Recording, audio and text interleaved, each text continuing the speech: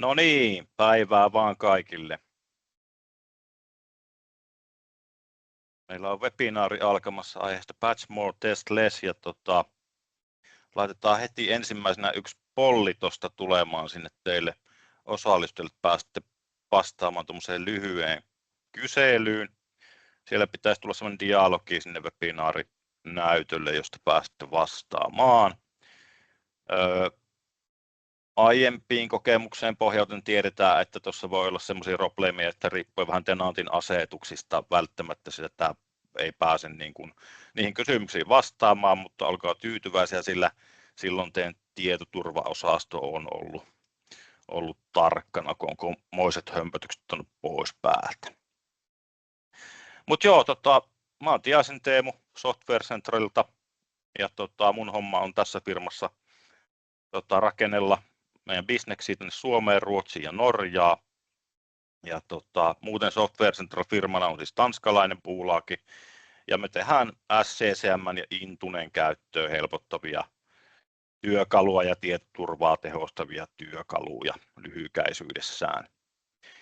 Tän enempää en lähde käymään yrityksen taustoja läpi enkä muutakaan vastaavaa, vaan lähdetään nopeasti menemään suoraan asiaan. Mutta tietysti olisi mukavaa, kun me saataisiin vielä tuo päivän tähtivieras mukaan, eli Sami Laiho, joka nyt ilmeisesti sieltä pääsikin just takaisin linjoille, kun äsken tippui pois. Onko Sami nyt taas kuuloilla siellä? No, kuuletteko te mua? Kyllä kuullaan. Se oli tasan kello 8.00, kun Teams kaatui, se oli siis sekunnilla. No niin, kyllä. Joo, saatko sä kamerankin vielä päälle? No kamera näyttää vaan kamera näyttää vaan kuollutta. No toisaalta kaikki tietää, minkä näköinen sä oot, jotenka ei sillä niin suurta väliä ole. Ja tietysti tää oli hieno sisääntulo, mun piti introta sut toki kertoa, että webinaari järketään yhden kaikkien oikein kovimmista suomalaisista IT-hepuista, eli Sami Laihon kanssa, ja Sami Laiho on nyt siis paikalla.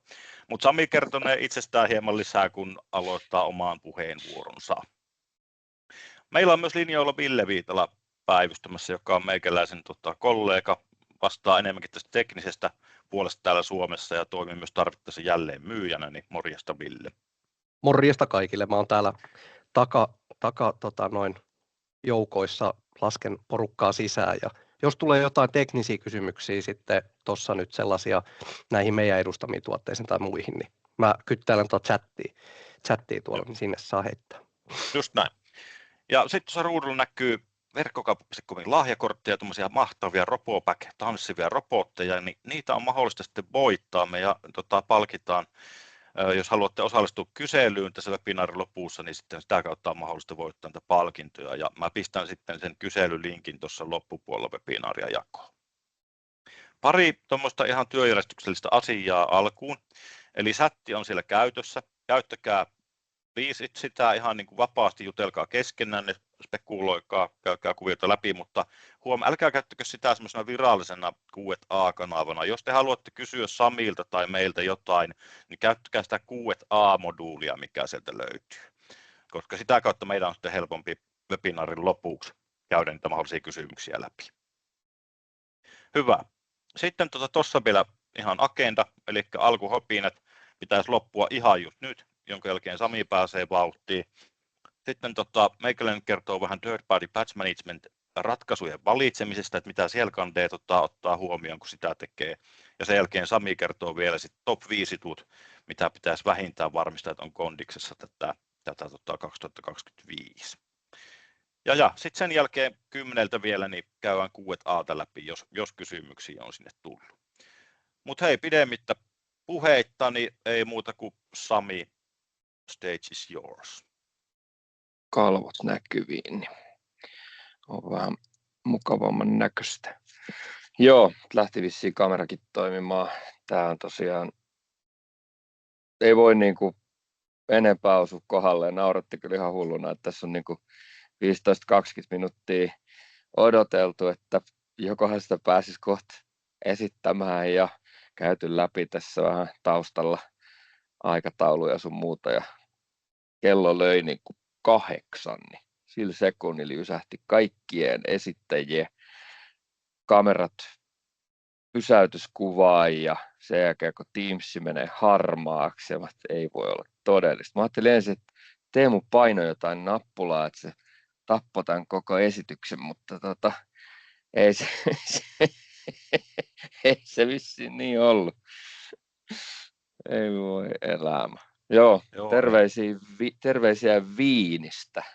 Mä olin viime viikon Orlandossa ja tämän viikon täällä ja ensi viikon Virossa, mutta tänä illalla pitäisi ehtiä käydä vaihtaa kalsarit kotona, niin tänään viime viikonloppuna en ehtinyt, tuli poika lentokentälle tuomaan vaihtovaatteita ja hyppäsi mun kyytiin ja lähdettiin suoraan lennosta, et en ehtinyt käydä lentokentältä pois edes, mutta tämä on tällainen kiireistä aikaa, eli tosiaan lyhyt esittely silti, niin sanottu pakollinen. Sami Laiho, MVP, Windows-puolella 2011 asti ja viime heinäkuussa ne teki musta Security MVP, halusin tai en oikeastaan halunnut, mutta jostain syystä ne löytää Dual MVP-tittelin siinä vaiheessa.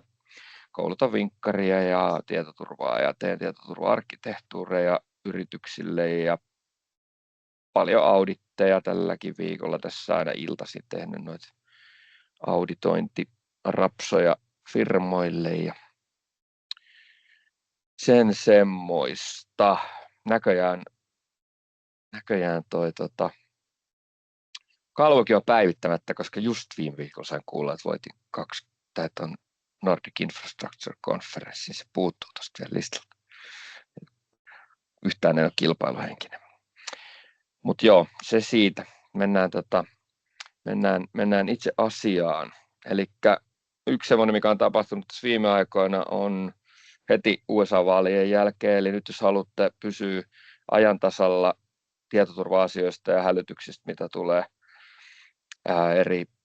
enemmänkin siis vulnerability-puolesta, kun tänäänkin puhutaan, niin sanoisin, että siltä kantilta, että mitkä on niitä kaikista kriittisempiä ja mun tietojen perusteella eniten käytettyjä, niin melkein voisi sanoa, että menkää tuonne Blue Skyhin, että siellä on paljon vähemmän nöyhtää ja enemmän asiaa. Vielä ennen vaaleja olisin sanonut, että Blue Sky on vaan backup, että se on Twitterin tekijöiden tekemä, joten se on ihan kuin Twitteri, paitsi että appi on ihan surkea ja siellä ei ole ketään, mutta nyt se sitten lävähti. Tällä hetkellä tippuu niin kuin 100 seuraajaa Twitteristä ja tulee 100 seuraajaa Blue Skyhin per päivä, että aika lailla näköjään semmoinen liike on tapahtumassa, mutta olen kyllä sanonut, että vielä tällä hetkellä palvelen molempia. Onhan se nyt, olihan se aika hurjaa, kun ne vaalit alkoivat, vaikka mullakin on tosi hyvässä kontrollissa mun Twitterin feedi, niin ei ollut niin kuin mitään toivoa, että sieltä tuli kaikki läpi. Eli kaikki oli pelkkää sitä, että miten Trumpi pitäisi valita ja milloin, ja se oli ihan kauheata, joten hyvä näin. Mutta linkkari, kerään sinne kaikki mahdolliset kontaktit, joten pistäkää kontaktipyyntöä linkkariin. Ei tarvi olla peloissaan ja laittaa vaan follow-pyyntöjä, vaan lyökää niitä kontakteja sinne. Minähän olen tällainen yksityisyrittäjä, joten minähän kasvatan kontaktiverkosta niin paljon kuin mahdollista, joten se on ehkä se oikeasti se semmoinen media, mistä mut saa sitten kiinni myöskin, jos tulee jotain kysyttävää. Olemme täällä, voisin sanoa, että ehkä sen takia, että vähän on titteliltäni Chief Research Officer, joka on ihan täysin itse keksimäni. Mulla on myös nykyään firmassa työntekijä, Kimmo on mun Chief Drinking Officer, ja Kimmo on ollut töissä kohta vuoden verran, mutta toi tittelihän nyt tavallaan vaatii, että mun pitää pysyä jollain ajan tasalla tästä meidän kokonaisuudesta, mitä tällä alalla menee. Tosin on tietystikin yksityisyrittäjä, joten nyt ennen mä olin yksin yrittäjä, nyt mä oon yksityisyrittäjä, mutta munhan niin kuin titteli vaihtuu sen mukaan, mikä tilanteeseen sopii, joten Mutta kuitenkin tällä hetkellä nyt Chief Research Officerin tittelillä niin tulee ihan hirveästi luettua kaikkea.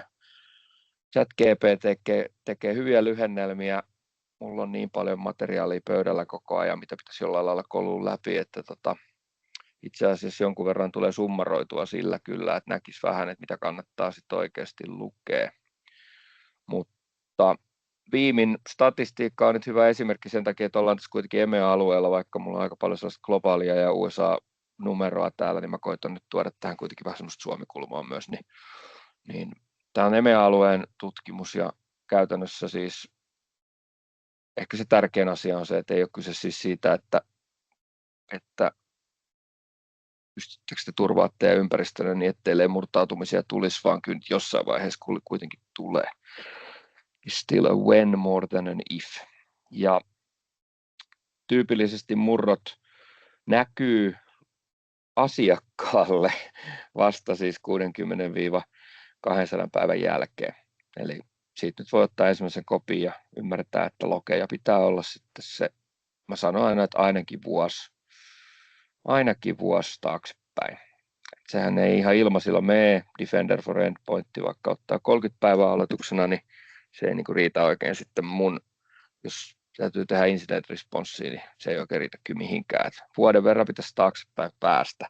Lokeja, jotka on immutable, eli tämän hetken ehkä trendikkäimpi juttu tuo hyökkäjäpuolella on se, että kun ne ennen koitti niiden backuppeja tuhota, ja nyt te olette hommannut vihdoinkin immutable backuppeja, HP myi viime vuonna enemmän nauhoja, kun ne on myynyt viitenä edellisenä vuonna yhteensä, eli ei mulla sinänsä niin väliä ole, miten se varmistetaan, ettei niitä pysty itse tuhoamaan, niitä backuppeja. Joku sanoo, että nauhat on paras media, koska niiden tuhoaminen kestää niin kauan, ettei kukaan tee sitä kuitenkaan, mutta missä ne ikinä sitten onkaan, niin se oli ehkä se semmoinen kuin yleisin juttu, että aina tuhottiin ne backupit. Niin nyt huomaa hyvin, että tilanne on vähän muuttunut, eli nyt hyökätään paljon enemmän kuin ennen niin logien kimppuun, eli yritetäänkin siivoa ne logit pois, että pystyisi niitä sitten tutkimaan. Jos 60 päivää 200 päivää on se, mitä ne siellä keskimäärin niin kuin odottelee ja tutkii teidän ympäristöjä ennen kuin ne jotain tekee, niin sitten taas toisaalta 2 tuntia on se aika, mikä keskiarvona menee siihen, että teidät voitaisiin täysin murtaa. Sitten tuo loppuaika menee niin kuin lisätutkimukseen, miten teitä kannattaa kiristää, mikä teidän toimiala on, ja sitten ennen kaikkea kaupankäyntiin tuolla pimeässä verkossa, koska yleensähän toi breach alkaa sillä, että joku löytää sen teidän haavoittuvan kohteen. Nykyään sanotaan, että hyökkäykset suurimmilta osin alkaa aina suomalaisten kunniaksi Linuxista, mutta ei maailmassa kunnon kaaosta voi aiheuttaa ilman Windowsia. Se on tällainen oikein hyvä straight quote from a Microsoft MVP. Mutta joo, eli käytännössä siis se eka piste, mihin hyökätään on Linukka, koska kaikki pitäteillä ulkoreunalla on Linukkaa, eli siellä on reitittimiä ja kameroita ja muuta vastaavaa. Ja sitten se todellinen niin kuin halvaannuttaminen, mikä tapahtuu sen yrityksen sisällä, niin se käytännössä sitten tehdään Windows-verkossa. Ja teknisesti sen voisi siis tehdä 2 tunnin jälkeen, mutta kun se on yleensä niin, että ne hommaa vaan sen ensimmäisen pääsyn sinne ja myy sen sitten eteenpäin. Nyt jos se on tarpeeksi kiinnostava se kohde, niin kuin vaikka Helsingin kaupunki, niin siinä vaiheessa sitten siihen huutokauppaan tulee mukaan myöskin valtiotason toimijat, ja näin ollen ne huutokaupat vaan kestää pidempään. Eli siitä tulee toi pitkä aika, joka siellä taustalla kuluu, että se johtuu ihan siitä, miten toi toimiala toimii. Tänä vuonna sellaista, mitä ei ennen nähty, tai alkoi niin kuin viime vuoden puolella, kyllä jo siellä loppupuolella on se, että noi ransomware-jengit alkoi ostaa sisään näitä toimijoita, joiden tehtävä on ollut hoitaa niitä ensipääsyjä sinne. Eli puhutaan access harvesting-operaattoreista. Nämä access harvesting-operaattorit on tyypillisesti siis vaan kerää niitä pääsyjä ja on sitten myynyt niitä eteenpäin. Ransomware-jengi on alkanut tekemään fuusioita, eli ne on näiden tällaisten toimijoiden kanssa alkanut fuusioitumaan, jotta ne sais paremmin tarjottua palvelua yhden katon alta. Haluavat olla tämmöisiä one-stop-shoppeja. Ja toinen, mikä on trendikästä ollut tässä nyt viimeisen vuoden aikana, on, että heillä on alkanut tulla tämmöisiä RAS-managereja. Eli jos te olette asiakkaana ransomware-jengille, niin te saatte tämmöisen PT, eli teille tulee niin kuin oma personal traineri, joka jeesaa kaikkien PowerShellien sun muiden kanssa. Ja ne ei yhtään tykkää, kun niitä sanoo RAS-managereiksi, sen takia me sanotaan niitä RAS-managereiksi, eli ne on oikeasti heidän sisäinen titteli on CSM, eli Customer Success Manager, mutta ei anneta heille sitä iloa nauttia siitä heidän hienosta tittelistään. Isoin organisaatio, johon on törmännyt, on noin 200 työntekijää tällä hetkellä, eli siellä isoja pelureita taustalla on. Niillä on huomattavan paljon parempi service desk kuin teillä kellään, eli 247 ihan täysin ja ihan todella kovaa osaamista. Siihen löytyy syykin, miksi se on mahdollista, eli jos sitä ajatellaan, että paljon ne tienaa, niin puhutaan siitä kohta lisää. Toinen hyvin tämmöinen niin kuin trendikäs, tai ei mitenkään trendikäs, vaan sanotaan, että tämmöinen trendi on se, että ennen Ukrainan sodan alkamista, niin tällä alalla oli vielä jonkunnäköistä säädöllisyyttä ja oli vielä jollain lailla niin kuin sodan säännöt oli voimassa. Tiedätte, että on esimerkiksi Geneven sopimus, joka estää mua pitämästä teitä tässä esityksessä pidempään kuin tunnin, koska Teamsin edessä yli tunnin istuminen on Geneven sopimuksen mukaan kidutusta, joten on erilaisia sääntöjä, joita kuitenkin on noudatettu vaikka sodittukin. Eli mulla on esimerkiksi yksi asiakas, joka sai 50% lounasvaatimuksestaan anteeksi, koska oli joulu. Eli nyt kun jouluaika alkaa, niin tässä on koko ajan asiakkaat odottanut joulutarjouksia, tai tulisi Black Friday-tarjous, -50% lunnaista, mutta ei niitä enää ole, eli se on tavallaan loppunut se sellainen kaikennäköinen säädöllisyys. Ennen oli sellaiset kirjoittamattomat säännöt, että ei hyökätä sairaaloiden kimppuun eikä koulujen silloin, kun on loppukokeet. Frankfurtin yliopisto murrettiin just silloin, kun oli viimeksi pääsykokeet. Ja se säädöllisyys on tavallaan nyt ihan niin kuin vessasta alas. Tällä hetkellä hyökätään eniten valmistavan teollisuuden ja sairaaloiden kimppuun. Tossakin kun on tuo jenkkistatistiikka, niin kannattaa huomioida sitten tuo K12-koulu district tuossa, niin noista 108, jotka tuossa on viime vuodelta, niin niistä yhdessä esimerkiksi on 1000 koulua. Eli nämä on niin kuin koulupiirejä. USAsta löytyy yksityinen yliopisto, joka selvisi molemmat maailmansodat ja selvisi sisällissodan ja selvisi vielä covidinkin ja nyt muutama vuosi sitten tosiaan sitten lopetti toimintansa. Eli kyberhyökkäys, ransomware, kaikki meni ja ehkä se semmoinen oikeasti inhimillisesti kamali asia siinä on, että kun tiedätte, millaisia nämä amerikkalaisten systeemit on, että kaikki kantaa vielä syntymätodistuksia mukana ja niin edelleen, niin nämä kaikki oppilaat, reilu 10 000 opiskelijaa, niin heille ei ole enää olemassa todisteita siitä, että he on opiskellut. Eli siellä oli porukkaa, joka oli 2 vuotta opiskellut, niin kaikki kreditit hävisi. Sitten seurasi se, että järjestelmän mukaan pitää maksaa opintolainat pitää saman tien maksaa pois, koska sä et pysty todistamaan, että sä oot opiskellut. Plus, että sitten jos sä oot menossa jonnekin muualle, mä oon vähän tylsää, jos sä oot 3 vuotta opiskellut insinööriksi ja sitten joku sanoo, että aloita alusta, että kreditit nollaantu. Mutta miksi niihin hyökätään, ne valmistavan teollisuuden kimppuun hyökätään sen takia, että se on helppo laskea paljon, te menetätte. Se on helpoin niin kuin muuttaa rahalliseksi arvoksi. Eli voidaan sanoa sen takia, kun ne siellä sen 60-200 päivää pyörii, niin yksi iso asia siinä on se, että pitää selvittää, että mitä ne voi teiltä pyytää. Eli sitten jos teillä on valmistavaa teollisuutta, joka menettää esimerkiksi viikossa vaikka 200 tonnia, niin sitten on paljon helpompi niin kuin sanoa maanantaina, kun hyökkäys alkaa, niin ei se yleensä ikinä maanantaina ala, mutta viikonloppuna kun hyökkäys alkaa, niin Sitten siinä vaiheessa on helpompi sanoa, että hei, että nyt on jo keskiviikko, te olette jo menettänyt 600 tonnia, että olisiko pitänyt maksaa se meidän 500 tonnin lunnaspyyntö, että olisitte nyt jo netonnut sillä, että olisitte maksanut. Ja toisaalta sitten tietysti Amerikassa tämä toimii senkin myötä paremmin, että siellä 9/10 mun asiakkaista on ihan tosi kova kyberturvavakuutus, kun taas täällä päässä, niin mä sanoisin, että 9/10 mun asiakkaista ei semmoista vakuutusta ole. Että me eletään tosi eri lailla näiden eri maanosien välillä. Toinen kohde on sairaalat.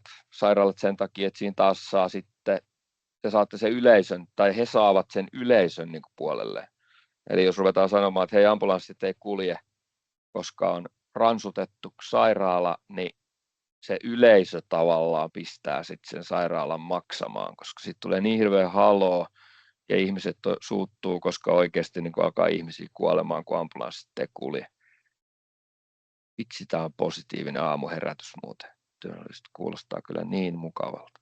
Mutta joo, eli sinänsä siis ne on niitä eniten hyökättyjä, että kun ennen useampikin ryhmä toimi silleen, että jos osui, sehän voi olla vaan tämmöistä collateral damagea joskus, mutta että osui kuitenkin sairaalaa, niin ne ilmoitti suoraan, että hei, että huomattiin, että olette sairaala, tässä on nämä avaimet datan purkamiseen, että anteeksi.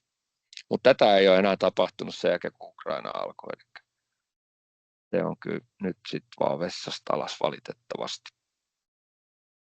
Varmasti eniten haastava asia, mikä muuttaa niin kuin meidän pelikenttää puolustavalla puolella eniten, on tämä maksujen keskiarvo.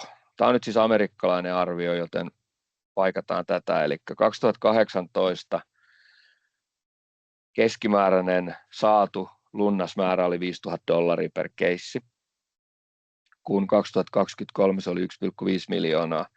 Jos te haluatte tästä nyt eurooppalaisen summan, koska tämähän kaikki on isompaa Amerikassa, niin toi alempi summa, niin se on käytännössä 500 000 euroa. Eli voitte ottaa tuon ykkösen edestä pois ja vaihtaa euromerkin perään. Mutta näiden niin kuin 5 vuoden aikana, niin, tai nyt 6 vuoden aikana, niin tilanne siis muuttunut ihan radikaalisti. Eli tämähän muuttaa pelikenttää ihan täysin.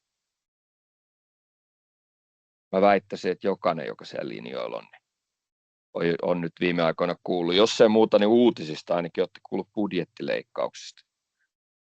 Eli me tavallaan köyhdytään koko ajan, mutta hyökkäävä osapuoli eksponentiaalisesti rikastuu. Jos katsotte VMwaren viimeistä nollapäivää, jota myytiin tuolla pimeäverkon puolella, niin hinta on 1,7 miljoonaa taalaa. Se on toki lähtöhinta, mutta silti. Ja jos ajattelette, että mennään 5 vuotta taaksepäin, niin eihän niistä huutanut kukaan muu kuin Kiina, Irani, Pohjois-Korea ja Venäjä. Eli käytännössä vain isoimmat valtiolliset toimijat, koska ei kellään mulla pätäkkää niin paljon, että pääsisi tuohon peliin mukaan. Nyt se on kaikille avointa. Tilanne on vähän niin kuin se, että kaikista valtioista olisi yhtäkkiä, ja kaikilla terroristijärjestöillä on yhtäkkiä mahdollisuus käyttää ydinaseita, niin se on vähän niin kuin sama analogia. Joten tilanne muuttuu ihan älyttömästi. Ennen te mietitte niinpä, että hei, jos meidän kimppuun hyökätään, niin sitten se on toi nolla, tai sitten se on valtiollinen toimija, jos niin kuin hyökkää, niin ei niitä meidän jutut kiinnosta. Mutta ei tarvitse olla enää valtiollinen toimija. Ainoa mikä on niin kuin järkevää tuossa, on se, että ne näkee tuon niin kuin valuuttana tuon nollapäivän, että ei kannata polttaa semmoista nollapäivän haavoittuvuutta niin kuin mihinkään huonoa keissiin. Tai ehkä se voi jopa myydä vielä itse eteenpäin, jota normaalisti tällä lailla ei oikein pysty tekemään helposti, koska tavallaan sun sit on se jo, niin se on vähän niin kuin kaikki, jotka on yrittäneet joskus myydä skriptejä, niin se on niin vähän sama juttu, että se ei, että on vähän vaikea myydä eteenpäin, mutta palveluna, miksei, saadakin se valtiollinen toimija sitten vaikka se taustalta maksamaan siitä, että me käytetään toi meidän nollapäivä, mutta ne on kyllä ne on niin kuin timantteja ne nollapäivät, ei siinä mitään, että kyllä sit niitä valmistellaan pitkään, mutta ennen kaikkea nyt tässä tärkeää se, että pääsy ja valuutta riittää ihan normaali ransomware-jengeillä, että ei tarvitse olla pelkkiä valtiollisia toimijoita. Tämä muuttaa väkisin niin kuin pelikenttää aika paljon. Tähän itse asiassa aika iso osa kaikesta, mistä puhuu, niin sitten nojaa, koska tuossa nyt vaikka tosi paljon multa kysytään USB-kontrolleista, että miten USB saa kontrolliin. Mulla on Jenkeissä asiakas, joka murrettiin USB-tikun avulla ja sen USB-tikun kantoi sisään yksi työntekijä, jolle maksettiin $350,000 siitä, että se vaan kantoi se USBin sisään. Joten jos nyt ajattelette, että joku maksaa teille, niin kuin, teitä on nyt siellä niin paljon, ihan uskomatonta oikeasti, kuinka paljon teitä on siellä, mä oon ihan todella jippona. Mutta jos katsoo paljon siellä on porukkaa, niin onneksi mä en pysty näyttämään sormella ketään teistä, koska aika moni teistä miettisi pitkään. 3,5 tonnia on aika paljon. Aika moni voisi olla silleen, että give me the money. Se ei ole enää mitään kaljarahaa, ellei olla Sveitsissä tai Norjassa, mutta se on niin kuin yleisesti, niin se ei ole enää mitään kaljarahaa niin kuin ennen. Tuossa sulle 50 viettää tikku sisään. Sekin riitti monelle. Pahin on ilmanen, tai pahin on lahjakortti Mäkkiin, millä mä oon nähnyt niitä joskus vietävän sinne, mutta nyt tämä on niin tämmöinen elämää muuttava rahamäärä. Että nämä niin omakotitalon rahoja, niin se on ihan niin, se on täysin eri asia. Jokainen ihminen ymmärtää, että 50 on helppo kieltäytyä ja nauraa päälle, mutta se, että 3,5 tonnia, niin se on aika hemmetin paljon rahaa. Joten te teette niin hyvää duunia sen teidän EDR ja XDR ja kaikkien muiden pintavalvonnan suhteen, että sieltä on tosi vaikea päästä läpi enää, niin valitettavasti sit rikollisuus siirtyy vanhoihin keinoihin, eli USB-tikut on tällä hetkellä koko ajan kasvava ongelma. MGM-kasinot, kun murrettiin tuolla Las Vegasissa, niin siinä näkyy se, että kun ei onnistu nämä tällaiset tekniset keinot, niin sehän sisäänpääsy onnistui sillä, että yhtä service-deskin työntekijää niin kiristettiin. Eli laitettiin viesti, että me tietää, missä sun lapset on, ja jos et anna meille sun tunnuksia ja salasanoja, niin lasten päiväkodilla käy vähän huonosti huomenna. Eli ihan niin ransomware-jengit menee tavallaan siihen, ne alkaa enemmän ja enemmän kaikin puolin muistuttaa mafiaa. Nehän ei itse tee likaisia töitä, vaan pistää pikkurikolliset tekemään niitä, ja sitten tavallaan näissä tämmöisissä isoissa keisseissä, niin ne ennemmin niin kuin uhkailee lahjoa, koska niillä on niin järjetön määrä pätäkkää. Joten tästä tulee tosi erilaista viime aikoina, varsinkin USB-pesurit sun muut, joita mä ennen näin vaan, jos mä teen töitä jonkun lentokonevalmistajan tai puolustusvoimiakaan, niin niitä alkaa olla monessa paikassa. Eli se on, voin kertoa, että Black Friday-tarjoukset hack5.orgissa myy aika kovin. Sieltä löytyy kaikkea kivaa, jos haluaa lähteä niin demoilemaan työntekijöille, että mitä pahaa voi tehdä. No Suomi. Mä oon tässä aina naurannut, kun Suomesta on lähtenyt aina rahaa enemmän ja enemmän romanssihuijauksilla kuin ransomwarella. Edelleenkin toimii vanha perinteinen, että Facebookiin tulee viestiä, että mä oon Yhdysvaltojen ilmavoimien entinen lentäjä ja mä haluaisin nyt muuttaa Suomeen ja mennä naimisiin teidän kanssa, että voitteko lähettää vähän fyrkkaa, kun ei rahaa lippuu. Niin sillä edelleen pelkillä teksteillä ja stillikuvilla lähtee miljoonia siihen, kun lyödään AI päälle, eli deepfakeit mukaan, niin CEO-hyökkäykset tai business email compromise tai tämmöistä, jossa siis niin kuin huijataan joku maksamaan joku iso lasku, niin näähän on niin kuin eksponentiaalisesti vaikeampi torjua, kun AI tulee tähän peliin mukaan. Joku sanoi, että endgame on se, että pystyykö AI tunnistaa AI.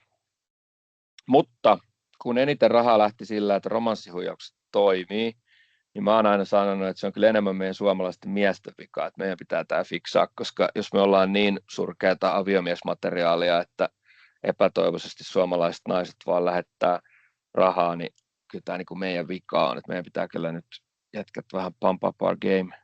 Tämä perustuu siis siihen, tämä ei mikään seksistinen kommentti, vaan tämä perustuu siihen, että statistiikka osoittaa siis, että 95% romanssihuijausten uhreista on naisia Suomessa. Joten nyt jätkät vähän ruusuja peli kotota, niin ei tarvitse niitä muualta hankkia. Mutta hei, mä oon tätä paasannut nyt vuoden, kohta 2. Niin tsekatkaas tätä. Mä oon niin varma, että minä ja minun paasaukset on tämän asian pelastanut, koska tässä on ensimmäisen puolen vuoden vertailu, se on uusi, mitä meillä on, eli 2024 ekapuolikas versus vastaava aika 2023. Ja nyt ei liiku mikään enää, kun mä painan jotain väärää ikkunaa. Vitsi, IT on siisti. Nyt se sitten vaihtoi monta. Katsokaa tätä. Mikä on ainoa lukema, joka on radikaalisti pudonnut? Kaikki muu on kasvanut. Kaikki huijauksien määrät on kasvanut, paitsi dokumentti- ja rakkaushuijaukset. Eli jos mä oon nyt viime vuonna tätä samaa paasannut, niin nyt sitten hyvä pojat. Nyt kaikki miehet voi antaa itselleen uploadit. Tämä on nyt todella paljon parempi tilanne kuin aikaisemmin. Mä oon niin satavarma, että tämä on nyt meitsin. Mä oon ihan varma, että mä onnistun kääntää tämän kelkan. Parempi kuin ette kysy mun vaimolta, se voi olla ihan eri mieltä. Anyway, eli summat on ihan järkyttäviä tällä puolella ja isompia kuin ransomware-puolella. Se oli tässä se pointti. Salasanojen suhteen pakko ottaa tähän yksi kalvo, koska tämä tuli ihan pari viikkoa sitten. Eli Nistiltä on viimeksi 2017 tullut suositukset salasanoista, ja ne tuli nyt siis ihan muutama viikko sitten ulos. Tässä on pari juttua, mitkä on oikeasti tosi tärkeitä. Eli yksi näistä rikkomattomista tietoturvan säännöistä on se, että huono salasanapolitiikka torppaa muun tietoturvan. Ja yksi erittäin tärkeä asia, taas kerran mä toivoisin, että tämä mun loppaus, vaikka tuskin on, mutta toivoisin, koska mä oon iät ja ajat valittanut niille siitä, että ne vaatii 14 merkkiä pitkiä salasanoja, ja nyt vihdoin toi vaatimus muuttui 15 merkkiä, joka taas on ihan niin kuin fataali ero, koska siinä kohtaa ei ole kyse siitä, että kumpi on vaikeampi murtaa niin kuin laskennallisesti, vaan puhtaasti siitä, että kun meillä on tuolla haittaohjelmia, jotka käy vaihtaa teidän rekkarista niitä arvoja silleen, että tallennatte sen vanhan LAN Manager-salasanan, niin sen jälkeen LAN Manager-salasanaa ei voi muodostaa, jos teillä on 15 merkkiä, mutta jos teillä on 14 merkkiä, niin se vanha DOS-yhteensopivuuden takia oleva versio vielä tallennetaan, mikäli huijari siis on vaihtanut sen rekkarin sinne tai itse olette jättänyt jostain syystä sen huonommalle arvolle. Ja näin ollen ainoa tapa, jolla te voitte niin kuin estää sen, että näin ei varmasti kävisi, vaikka joku olisi ronkkinut niiden asetuksia, on se, että teillä on se 15 merkki siellä. No okei, toinen on Unicode-merkki, mutta niitä on aika painajainen, jos se web-kioskissa alkaa sitten etsiä tuolta näppikseltä. Eli 15 merkki on tosi tärkeä. Tämän mun niin kuin vinkithän olisi se, että tuon lisäksi ehkä tärkeämpi on se, että salasanasnumerot on siellä keskellä, eli kun niitä maskeilla murretaan, niin ne maskaa sen alun tai lopun ja sitten vaihtaa numeroita, eli kaikki läntiset kulttuurit toimii niin kuin sillä, että salasana 1, salasana 123, kesäkuusi 9, 1 passwordi, tämän tyyppisesti. Ja näin ollen ei ole kuin 2 vaihtoehtoa siihen, missä se passu on. Se on siellä joko siellä alussa tai lopussa, joten niitä on vain 2. Eli aina sinne ne numerot aina keskelle salasanaa, se vaikeuttaa sitä maskaamista. Mutta aika usein mä joudun kuitenkin sitten asiakkaalle näyttää tavallaan tämmöistä mustaa valkoisella. Että vaikka kuinka ne, mulla on muutama asiakas tuossa, jos mun kaverit aina valittaa, että he yrittää ajaa jotain ihan hyvää systeemin sisään, ja sitten sanoo, että MVP-laiho sanoi näin. Niin Joonas oli joskus kuuluisa siitä, että se soitti mulle ja sanoi, että nyt hänellä palaa ihan käämet, kun mitä vaan hän ehdottaa, niin sanoi, että MVP-laiho sanoi näin. Mutta aika usein mä joudun kuitenkin näyttämään jotain mustaa valkoisella, niin nämä on tosi hyviä. Nämä on kuitenkin suoraa lainauksia siitä. Eli nyt suomeksi tämä kuulostaa hyvältä, ei kannata kuunnella Samia, vaan kuuntelette Nistiä, niin Nistit tietää. Mutta lukekaa noita muita. Scheduled mandatory password rotation is considered an outdated practice and therefore prohibited. Ei enää, että sitä ei suositella. Sanamuoto on prohibited. Eli lopettakaa nyt se hemmetin salasanojen vaihto jonkun 180 päivän välein. Sitten jos nyt katsoo, niin tuossa on tuosta sisällöstä, että minkälaista siellä pitää sallia ja mitä ei saa asiakkailta vaatia, ja nämä on toki ihan hyviä myös. Jos salasanoilla on maksimipituus, sen pitäisi olla vähintään 64 merkkiä. Mä en ole koskaan pitänyt salasanoista, mä oon aina käyttänyt salalauseita, koska aikanaan EVTECissä, kun koulussa olin, niin mulla silloin jo palo käämit, kun Unix ei antanut 8 merkkiä pitkän salasana, joten salasanat oli aina jotain alaviiva, huutomerkki, pikku e, iso e, a, risuaita. Mä taju, kenen päät niin ymmärtää tuollaisia. Täytyy muistaa, että silloin ei ollut salasana-managereja, niin eihän niitä oikeasti. Mä vihasin niitä ihan yli kaiken. Sen takia mä siirryin tähän mun kaikki salasanat perustuu alkoholin käyttöön järjestelmään, eli Jukka joi 48 kaljaa vaikka. Mä muistan sen päivän, se oli hieno päivä. Helppo muistaa, hito hyvä salasana ja numerot keskellä ja kaikki täsmää. Huutomerkki vielä jonnekin väliin. Mutta tuolla 64 merkillä, niin sillä pääsee puoleen väliin vanhaa, eli tuossa vielä muutama vuosi sitten vinkkari maksimi oli 128 merkkiä, nyt se on nostettu 256. Joten 256 merkkiä voitte siirtyä salasanoista salalauseiden kautta salanovelleihin. Eikö se ole kivaa? Kaikki tietää, että salasanamanagerit on ehdoton suositus. 10 vuotta sitten jengi vielä pelkäsi, että en mä voi käyttää sitä, koska sitten yksi salasana menee, niin kaikki menee. Nykyään ei ole yhtään ammattilasta, joka pelaisi ilman. Microsoft Windows 11, kiitos tästä Nistille. Eli seuraava pointti on se, että on kiellettyä kysyä näitä äidin tyttönimiä sun muita. Tiedätte, että jokainen vinkkari, kun asennatte jonkun paikallisen tunnuksen, niin se haluaa nämä kans nykyään. Se lisättiin sinne vasta 10, joten toivottavasti se poistuu äkkiä sieltä. Pitää eliminoida yleisimmin käytetyt, löytyy Azuresta esimerkiksi suoraan toiminto siihen, millä estetään käyttämästä kissa 123. Salasanat, jotka löytyy vaikka Have I Been Bombedin listoilta, niin ne pitää heti resetoida ja login nopeuksia pitää rajoittaa sekä yritysten määrän että tapahtumien nopeuden suhteen. Nämä on oikeasti tosi hyvin, koska mustaa valkoisella jeesaa aina, kun pitää puhua pomolla. No, Suomessa toki kaikki ollaan ylpeitä siitä, että Suomi on aina ollut tässä viimeiset 7 vuotta jo maailman onnellisin kansa, ilmeisesti vaan miehet tosin, mutta tämä vähemmän niin kuin iloa tuottava statistiikka on siis viime vuodelta, eli meillä on eniten hyökkäyksiä maailmassa. Toi pieni Suomi-pläntti tuolla näyttää tosi höhlältä, kun miettii, että on pieni pläntti tuolla keskellä, niin on yhtäkkiä niin kuin se, missä on maailman eniten hyökkäyksiä. Toki siitä osa menee jonkun Hetznerin niin kuin tiettyjen datacentreiden piikkiin, mutta silti on se aika karu. Siis geopoliittinen tilanne on sana, joka pitäisi viitekehyksen kanssa esiintyä ainoastaan hevonpaska pingossa, mutta tässä kohtaa se geopoliittinen tilanne on se ainoa oikea vastaus. Miksi tilanne on näin paha, niin se johtuu meidän geopoliittisesta tilanteesta. Meillä on enemmän rajaa Venäjän kanssa kuin koko muulla EUlla yhteensä. Niin näin se vaan on. Mä ajelen tuolla Itä-Suomessa aina välillä mun Pemarilla, niin se on hauska katsoa, kun se hyppää aina 100 metriä vasemmalla ja 100 metriä oikealle, 100 metriä vasemmalla, 100 metriä oikealle, se palaa tielle. Itä-Suomen lentoasemat siirtyi radiosignaalien käyttöön lähestymisjärjestelmissä, eli käytiin naftaliinista kaivaa vanhat kamat, kun ei enää uudempia kepsipohjaisia voi käyttää. Että onhan meillä oikeasti meidän tilanne tosi erilainen kuin kellään muulla. Mä olin Intis, ennen tätä vuotta mä olin Intis viimeksi 1.1.99. Tänä vuonna mä oon ollut 4 kertaa jo takaisin. It is what it is.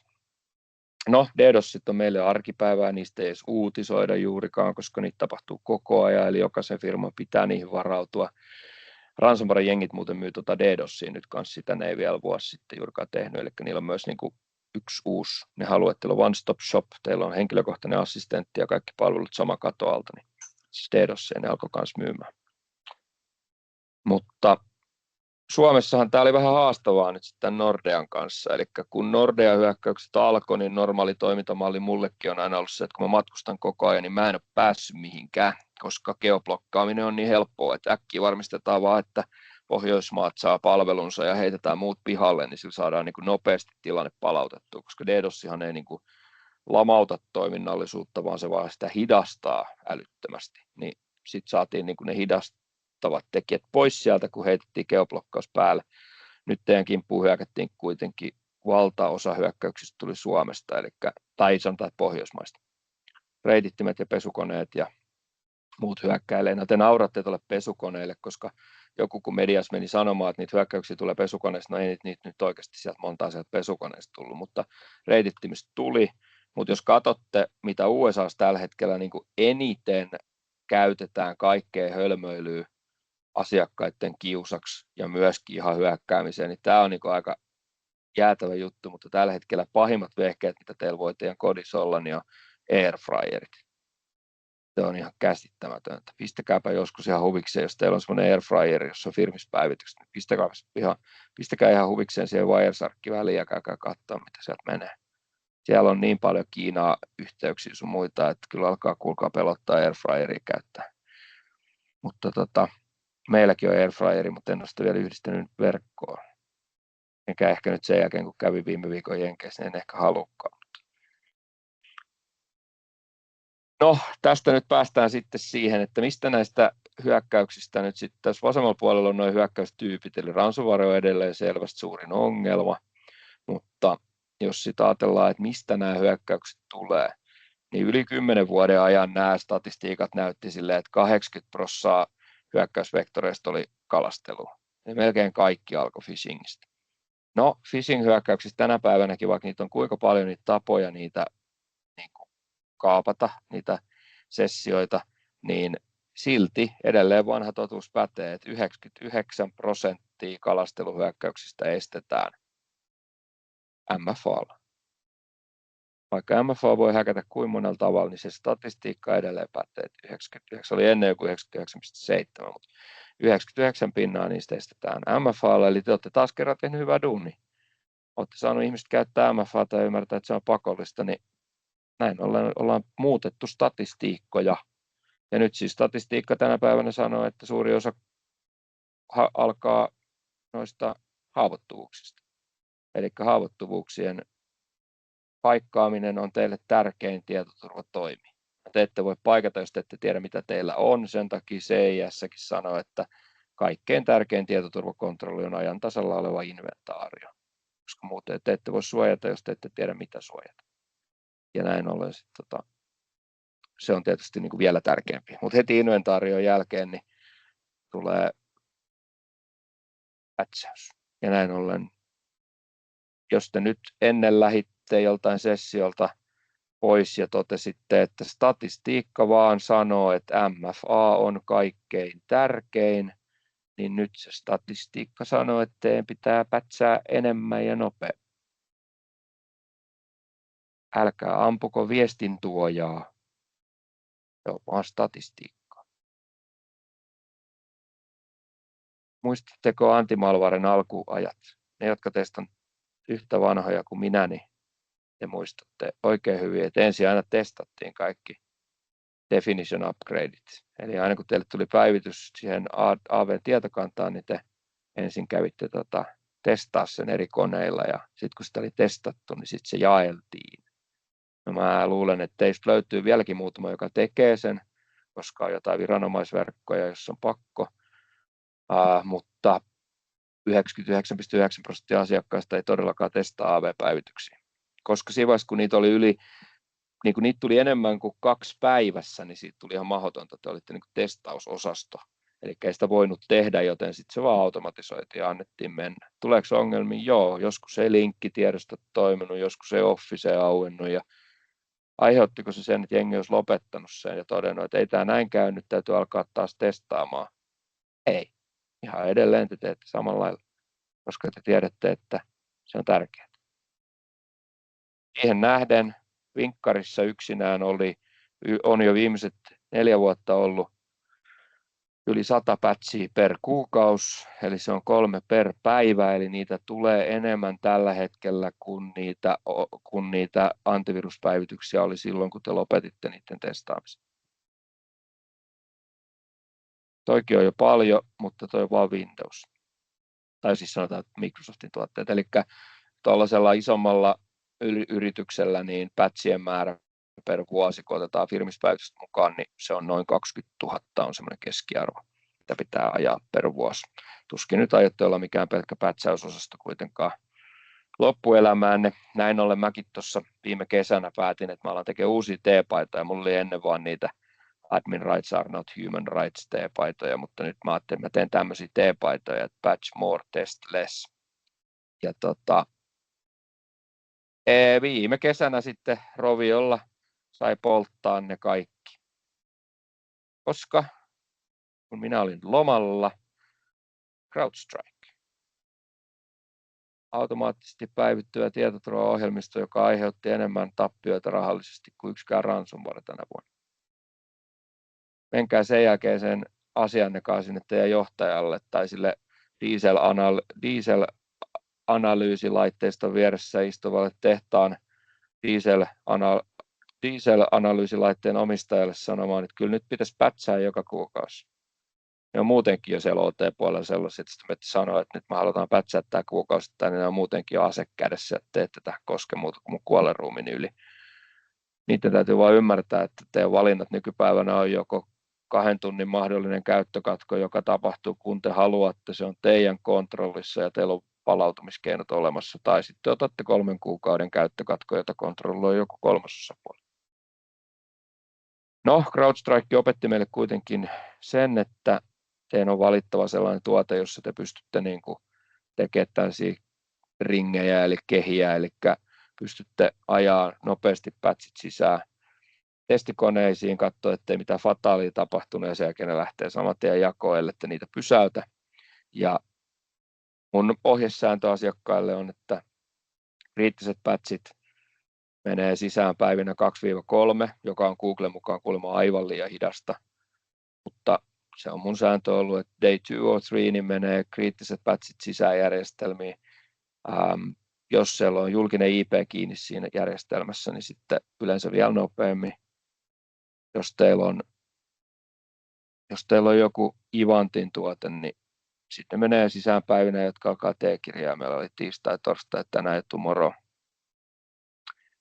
Mutta tästä päästään hyvällä aasinsillalla sitten siihen, että minkälaisia vaatimuksia meillä voisi olla esimerkiksi erilaisille järjestelmille, mitä sen pätsäyksen pitää pystyä tekemään. Joten mä luovutan nyt sitten tässä välissä puheenvuoron taas takaisin Teemulle.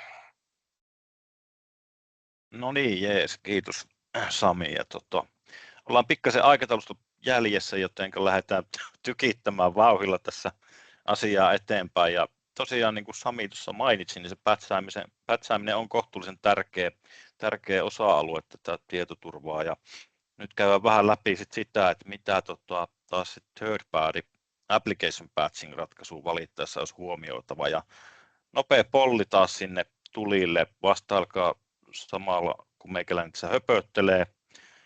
Ensinnäkin Sami puhuu siitä inventaariosta, että se on tosi tärkeää ymmärtää ja tuntea sun omaa ympäristö. Ilman sitä oikeastaan niin on vähän hassua jopa sit niin kuin lähteä mitään ratkaisuja sinne miettimään, että se on niin kuin tavallaan edellytys sille, että sun pitää tuntea se oma sovellusympäristö ennen kuin sun kannattaa lähteä miettimään mitään niin kuin tapoja tai ratkaisuja, miten sitä sitten kannattaa niin kuin lähteä sitä pätsäämistä tekemään. Ja ympäristöstähän löytyy uniikkeja sovelluksia, Adobe Readereita, Sevenzippejä, INE, ja niitä on tietysti yhdessä organisaation sovellusympäristössä sitten niitä uniikkeja sovelluksia, tietty määrä per sovellus. Sitten siellä voi olla tämmöisiä vähän harvinaisempia sovelluksia, mitkä ei välttämättä ole niinkään näiden kolmasen osapuolen patch management-järjestelmienkään tukemia, niin niitä saattaa olla sitten jonkunmoinen läjää siellä ympäristössä.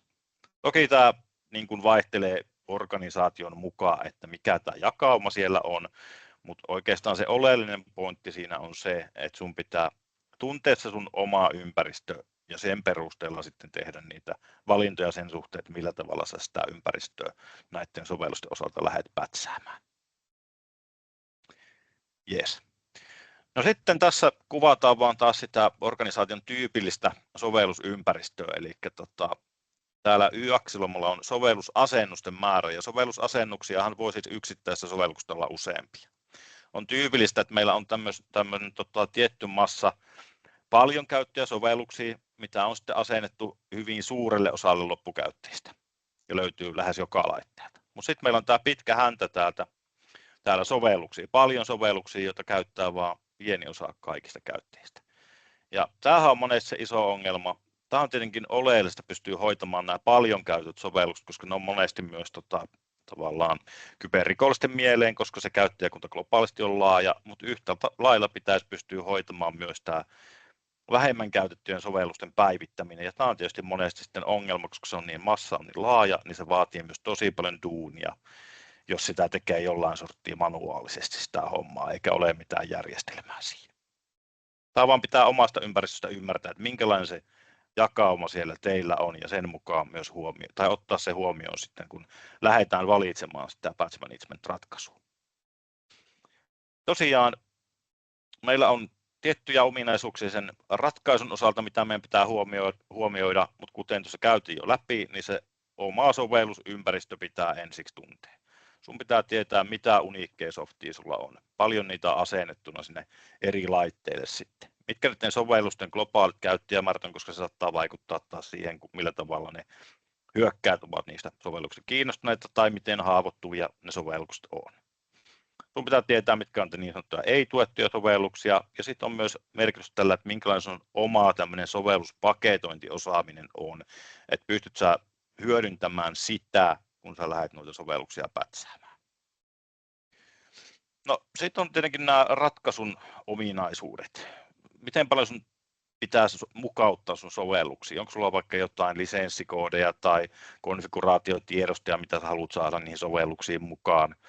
Miten sun pitää jakeluita mukauttaa? Sami puhui äsken sitä ringeistä. Voi olla, että halutaan, että ensiksi on niin kuin joku testiryhmä, mihin menee, voi olla laajempi testiryhmä ja sitten ehkä se tavallaan tuotantojakelu. Onhan nyt semmoisiakin keissejä, missä ollaan puhuttu haarautuvista tavallaan jakeluprosesseista ja hyvinkin monitasoisista. Mutta nämä on semmoisia asioita, mitä sun pitää taas miettiä, että mitkä ne sun tarpeet on ja mihin sitten se tavallaan tarjolla oleva ratkaisu kykenee. Sovellusten päivitysnopeus on tietysti oleellista. Meidän pitäisi saada tosi nopeasti ne sovellukset sitten tavallaan, kun uusia versioita tulee tarjolle, niin pitäisi saada mahdollisimman pian ne sinne ympäristöön sitten oikeasti asennettua, jotta ne haavoittuvuudet saadaan sieltä ehkäistyä. Voi olla merkitystä, minkälaisia integraatioita on, jos teillä SCSM käytössä, Intune käytössä, te voitte haluta, että se järjestelmä integroituu sinne. Jos teillä on useampia tenantteja tai palveluntarjoajia, niin varmasti multitenant-tuki on merkityksellinen. On myös monesti hyvin tärkeää, että miten tämän toimittajan tuki toimii, missä yhteyshenkilöt on, missä toimittaja sijaitsee, se voi vaikuttaa viranomaisvaatimuksiin, regulaatioihin, nämä on tärkeää huomioida. Myös se yhteistyön joustavuus, löytyykö se tuki samalta aikavyöhykkeeltä ja niin edelleen, niin nämä on oleellisia asioita. Toki kun sä lähdet tätä ratkaisua valitsemaan, on oleellista, että sä pääset sitä myös testaamaan, ettei tarvitse ostaa sikasäkissä. Ja sitten lopulta se hinta on varmasti myös aina se yksi komponentti, vaikkakaan sen ei ehkä pitäisi se määräävä tekijä olla, mutta jos muuten vaihtoehdot on samalla viivalla, niin varmasti silloin sitten hinta on myöskin ratkaiseva tekijä. No sitten näitä ratkaisuvaihtoehtoja toki voi olla erilaisia, eli meillä on se oman työn määrä täällä Y-akselilla ja sovellusympäristön monimuotoisuus, mikä korreloi monesti sitten sen, niin kuin, tavallaan sen ratkaisuvaihtoehdon niin kuin vaatimuksien kanssa. Jos meillä on sellainen ympäristö, että siellä ei ole yhtään niin kuin mitään sovelluksia, mitä pitäisi päivittää, niin silloin meidän ei tarvitse juuri omaa työtäkään niin kuin käyttää siihen asiaan. Jos meillä on hyvin vähän sovelluksia, niin voidaan harkita, että me käytetään sovellusten auto-updateja ja vastuutaan käyttäjä. Se ei ole hyvä vaihtoehto, mutta toki mahdollinen. Adidas-tekniikkaa on käytetty tietysti pitkät ajat, eli silloin se IT-tuki juoksee siellä ympäri tonttia, aina kun niitä sovelluksia pitää päivittää. Aika mahdotonta, jos ympäristö on yhtään isompi tai sovelluksia yhtään enempää. Voidaan tehdä sovelluspaketointia ja jakelta itse. Tämä riippuu sitten tavallaan siitä tämä työmäärä, että miten taas monimuotoinen sovellusympäristö on. Jos on tosi iso ympäristö, paljon sovelluksia, niin tuo on todella vaivalloista. Sitten meillä on kolmannen osapuolen järjestelmät, ja siinäkin sitten toki vaihtelua on sen mukaan, että miten esimerkiksi iso sovellusmassaa kyseinen järjestelmä tukee. Pointtina tässä nyt niin kuin se homma, että kelatkaa sitä, että mikä se teidän oma ympäristö, mitkä ne tarpeet on, ja siihen peilaatte sitten sitä ratkaisua, kun lähdette sitä valitsemaan. Mutta miten Sami, päättämisiltä, että varmaan tosiaan että muitakin asioita on, mitä pitää tuossa 2025 vuoden aikana hoitaa kuntoon, niin mitäs sulla olisi siihen vielä mielessä? Joo, kyllähän mulla siihenkin mielessä jotain on.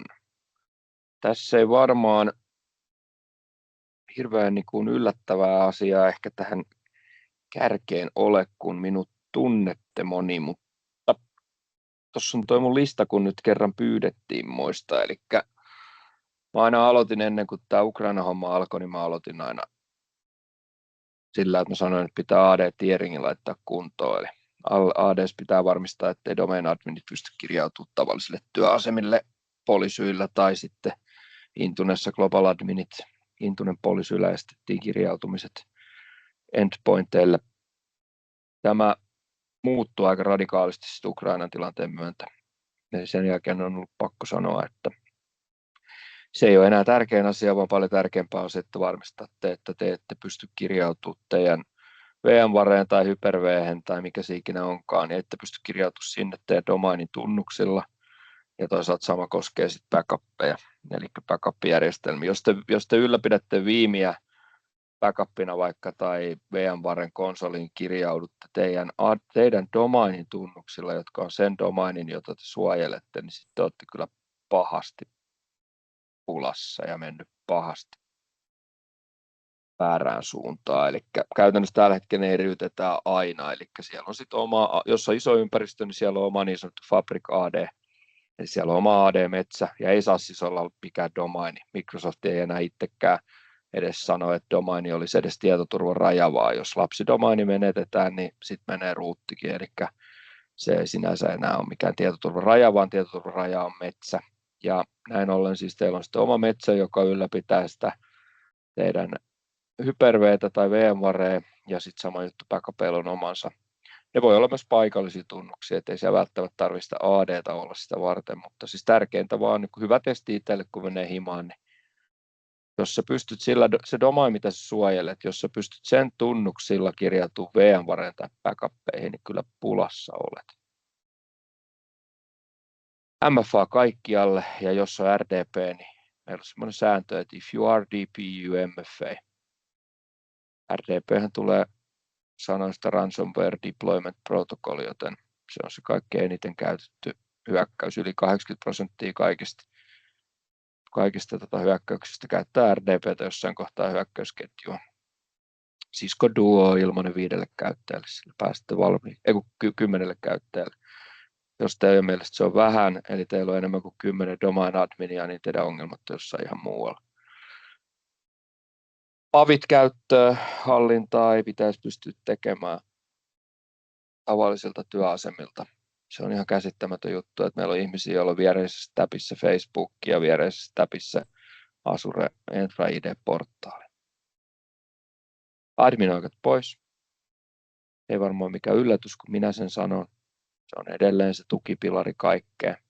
Windowsissa ei ole tietoturvaa, jos ei kaikilla työasemilla ole BitLockeria ja admin-oikeudet pois. Niin hassulta kuin se tosiaan kuulostaa, niin menkää nyt tämäkin kotiin ja katsokaa, että teidän inventaari on kunnossa. Se tuntuu, tämä on tosi tylsiä nämä vinkit, mutta jos olisitte kuunnellut minua 24 vuotta sitten, mä olisin sanonut, että päivittäkää Windows aina mahdollisimman nopeasti ja pitäkää backupeista huolta ja tehkää inventaario kuntoon. Näin se ei ole mikään muuttunut 24 vuoteen, eli inventaario kuntoon ja backupit kuntoon ja patchatkää nopeammin, niin näin se menee vielä näin ihan niin kuin tänä vuonnakin, joten aika tylsää hommaahan tämä välillä on, että ei kai nyt mikään ole tylsempää kuin inventaario ja dokumentaatio. Tai no joku sanoo, että budjetointi on vielä tylsempää sellaisessa roolissa, mutta tylsää hommaahan se on, mutta siinähän ne, ei mulla tähän muuta. Niin. Joo, no itse asiassa sitten voidaan liikkua eteenpäin ja ilmeisesti rupesi näkymään tuo murruutu siellä. Sami, pääsitkö sä katsomaan 6A-juttuja itse sieltä, koska sinne oli tullut hyviä kysymyksiä sillä aikaa, kun Sami niitä vähän mutustelee siellä, niin ihan lyhyesti, että meillä toki löytyy tämmöinen RoboPack-niminen tuote, mikä on siis Intuneen integroituva third party patch management ratkaisu. Sen lisäksi meillä on software centralinen tuote, jolla pystyy samat hommat tekemään SCCM. Meillä ehkä se iso juttu on 40 000 sovelluksen katalogi, mitä kellään kilpailijalla ei taida lähellekään olla. Ja oli ilo tietysti huomata, että tuossa kun kysyttiin, että mitkä on noita tärkeimpiä ominaisuuksia teidän mielestä third party patching järjestelmässä, niin tuettujen sovellusten määrä oli siellä ensimmäisenä. Ja toki kun käytiin läpi sovellusympäristöpuolta, niin siinä se sama asia myös tuli esille, että se on tärkeää, että se pystytään kattavasti se koko sovellusympäristö sieltä kattamaan ja päivittämään. Tuossa vielä heitin chattiin tuon vastauksen sinne, tai vastauksen kun linkin siihen meidän kyselyyn, mitä kautta voi voittaa noita verkkokauppa.comin lahjakortteja, noita ihania tanssivia RoboPack-robotteja. Tuossa on myös QR-takina vielä se, niin voitte skannata mobiililaitteilla siitä ja osallistua sitä kautta. Mutta oikeastaan niin webinar rupeaa olemaan muuten tässä. Kiitos kaikille osallistujille, mutta käydään vielä kysymyksiä läpi ja kenellä nyt on vielä aikaa sitten, niin voi jäädä niitä kuuntelemaan. Mutta joo, siitä vaan Sami. No niin, täällä on ihan superhyviä kysymyksiä. Miten näette Bring Your Own Software-haavojen merkityksen, eli loppukäyttäjien itse asentamien softien haavat? Mun maailmassa loppukäyttäjät ei asena kyllä yhtään softiaan, eli AppLockerihan nimenomaan on sitä varten, joka paikasta se torppaa sen, että ei niitä omia softia tuu sinne, että eihän inventaario pysy kasassa ilman kontrolleja, ja jos inventaario on kaikkein tärkein tietoturvakontrolli, niin se ei oikein salli tollasta, että sitten on lelut erikseen, mutta mä tiedän, että kaikki ei ole samaa mieltä, mutta se on niin kuin, maailma on muuttunut aika paljon. Jos ajattelee ihan jo mitä Microsoftikin vaikka 5-6 vuotta sitten, tai oikeastaan sanotaan, että 10 vuotta sitten vaikka, niin mikkissä oli kaikki Bring Your Own, eli Bring Your Own Device, ja nyt ne on sitä mieltä, että se on Bring Your Own Disaster, eli ei todellakaan haluta niitä muuta kuin kouluissa, jos on pakkoja. Että se on aika, niin kuin, en itse, mun piti oikein miettiä, että mitä tuo tarkoittaa, kun en mä tuollaista kyllä ikinä salli. Eikö tuo vulnerabiliteettien nousu ykkösvektoriksi viime vuonna johdu siitä, että viime vuonna hyväksikäytti jotain tiettyä haavaa? Ei. Tämä alkoi siis 2021. 2021 oli eka vuosi, kun noi haavoittuvuudet ohitti phishingit. Eli tämä trendi on ollut jo 3 vuotta kasvamassa koko ajan. Ei ole mistään yhdestä eventistä kiinni. Mitä Sami Laiho ohjeistaa, miten muuttaa Suomen kodinkoneet sellaisiksi, ettei niitä voi käyttää hyökkäyksiin? Wireshark-määrityksiä, mitä sitten? Ainoa vaihtoehto blokata netistä tai jotain muuta. No varmaan teidän oma verkon kannalta toki siis jo olisi ihan, te olette niin, täällä on nyt niin tekkiporukkaa, että on helppo sanoa, että tehkää oma virtuaalilani sinne. Eli mullakaan ei muuta, mä vihaan siis verkkosegmentointia ihan yli kaiken mun mielestä. Mulla on flättiverkot töissä ja kotona paitsi IoT-laitteet, joten se nyt on se oikeasti ensisijaisen tärkeä. Mutta se, että lähteekö sieltä teidän ruokailutottumukset vai ei, niin sille ei oikein niin kuin voi mitään muuta kuin joko sallia tai blokata sitten kokonaan verkosta. Jos se nyt on se airfryer, niin ei se varmaan tarvitse sinne verkkoon jutella kovin usein. Nyt mä annan kyllä Veli-Matille tästä pointista. Mä tavallaan just toivoin, että tämä on se kysymys. Mikä olisi turvallinen airfryer?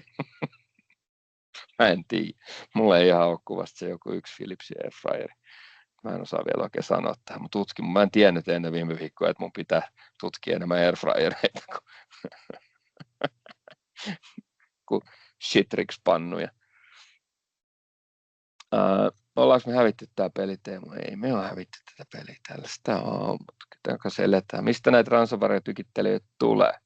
Tämä Euroopan ulkopuolisista maista. No, musta se on hauska tämä, jos muistatte Säkylän kunnan tuossa muutama vuosi sitten, niin siinä on niin musta se hauska esimerkki, että se hyökkäys on Lockbitillä tehty ja Lockbitti, siis vanhalla Lockbitin versiolla, mutta Lockbitillä tehty hyökkäys ja Lockbitin koodi ei aktivoidu, jos sulla on koneelle asennettuna venäjänkielinen näppislayoutti, niin nyt aika hyvin kertoo, mistä niitä tulee. Kyllä meillä ihan selkeä ykkösvihollinen on. Sami, kuka myy Suomessa järkevää kyberturvavakuutusta? En ole vielä löytänyt, mutta voit laittaa mulle, pistä mulle vaikka privana mailiin, niin mä voin ottaa tähän kantaa vähän enemmän. Mä en tähän uskalla ottaa tässä niin paljon kantaa, mutta suuri haaste siis on se, että vakuutusyhtiöt totesivat, että nyt pitää vakuuttaa kyberiä. Ei niin, että kyberturvafirmat olisi alkanut vakuuttaa, vaan pätäkkähän löytyi vakuutuksiin sieltä ihan muualta, joten ongelmaksi tulee yleensä niiden tekninen osaaminen. Että tässä vielä, niin kuin, nythän Microsoft muutti omaa toimintamalliaan sen suhteen, mutta tuossa jos mennään muutama vuosi taaksepäin, niin esimerkiksi niin kuin heidän mielestään MFA ei ole mitään muuta kuin puhelinsovellus. Se vakuutusyhtiö sanoo, että se MFA tarkoittaa, että sulla on se appi tuossa puhelimessa, mutta ei MFA sitä tarkoita. PIN-koodi Windowsissakin on MFA, koska se PIN-koodi toimii vaan sillä laitteella eikä siinä naapurilla. Sen takia 6-numeroinen PIN-koodi Windows 10 on turvallisempi ympäristön kannalta kuin 15-numeroinen salasana, koska se PIN-koodi toimii vaan siinä laitteessa, kun se on rekisteröity siihen TPM, eli sulla on 2 faktoria TPM, joka todistaa se fyysisen omistajuuden ja PIN-koodi, että sä tiedät jotain salaista, mutta se ei toimi naapurin koneessa. Jos joku pöllii sun firman salasana, niin se toimii todennäköisesti muutamassa tuhannessa muussakin koneessa. Hyökkäysten kannalta paljon parempi olla lyhyt PIN-koodi kuin pitkä salasana, mutta kaikki tietää toki, että se tarina ei nyt ole ihan näin yksinkertainen, kun on ihmisiä, jotka käyttää niiden verisure kotihälytysjärjestelmässä samaa PIN-koodia kuin firmassa. Niin on siinä siis ongelmansakin, mutta se on MFA. Siinä on multiple factors, mutta nämä ei ymmärrä nämä vakuutusyhtiöt IT:tä usein, mutta en nyt uskalla ihan älyttömästi sijoittaa kantaa. What is the source for the USA ransomware cases slide data? Tämä on Petriltä jännä, kun tämä on englanniksi tämä kysymys, pitääkö tähän nyt vastata englanniksi, mutta se on siis toi Mastercard. Eli siis Mastercard osti ton yhden maailman tunnetuimman informaatiotalon tuossa, olisiko siitä joku kuukausi 2 sitten, mutta nykyään se on siis Mastercardin data. Mutta voitte käydä, kaikki nämä on siis siellä, jos siitä puuttuu tosiaan se refe, niin se on mun moka, koska kyllä kuvissa pitäisi aina refet olla, että tarkoitus on ollut kyllä. Täällä oli jotain uutta. New posts, mitäs new posts? No noi on teidän kyssäreitä, siellä onkin jotain kommenttia. Eiköhän ne siinä ollut.